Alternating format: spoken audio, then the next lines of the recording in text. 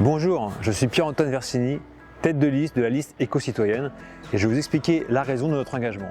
Cet engagement, il repose sur un constat. Ce constat, c'est que la mandature qui se termine a montré tous les symptômes d'une démocratie malade. Opacité et verticalité des décisions qui sont apparues incohérentes ou incompréhensibles, une relation avec l'agglomération tout aussi opaque qui tend à éloigner encore davantage le citoyen du pouvoir décisionnel, un manque de vision systémique sur les questions de transition écologique et d'adaptation au changement climatique, et enfin un manque de volonté politique pour répondre à la loi SRU en termes de logements sociaux. L'improvisation permanente qui a découlé de ce manque de vision a engendré un certain nombre de conséquences.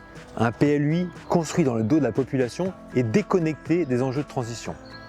Une hausse soudaine et violente des taxes foncières et enfin de nombreux projets qui ont été abandonnés alors que des financements avaient été réalisés pour leur conception. Projets sportifs, crèches, déménagement du trait d'union pavillon royal, etc., etc. Toutes ces erreurs ont suscité de vives tensions et de fortes mobilisations au sein de notre commune, illustrant la nécessité de changer de pratique. Pour ce faire, nous avons créé un collectif constitué de Bacotes et de Bacos, animé par l'envie de revitaliser le vivre ensemble dans la commune. De ce collectif a émergé une liste qui, elle, est constituée essentiellement de personnes issues du milieu associatif, mais aussi d'élus municipaux de la liste écologiste et citoyenne. Le meilleur moyen de justifier le bien fondé de cette démarche, c'est la démonstration par l'exemple. Ainsi, tout au long de la campagne, nous avons organisé des ateliers participatifs pour pouvoir échanger avec la population. Et ces ateliers préfigurent les futurs dispositifs de concertation et de co-construction que nous mettrons en place une fois élus. Deux exemples pour illustrer le propos. Le premier, c'est l'atelier que nous avons réalisé au mois de décembre dernier sur les questions de démocratie locale et de transition écologique autour du triptyque mobilité, énergie, biodiversité. Le format, des petits groupes avec un animateur pour faire émerger une intelligence collective sur des questions complexes.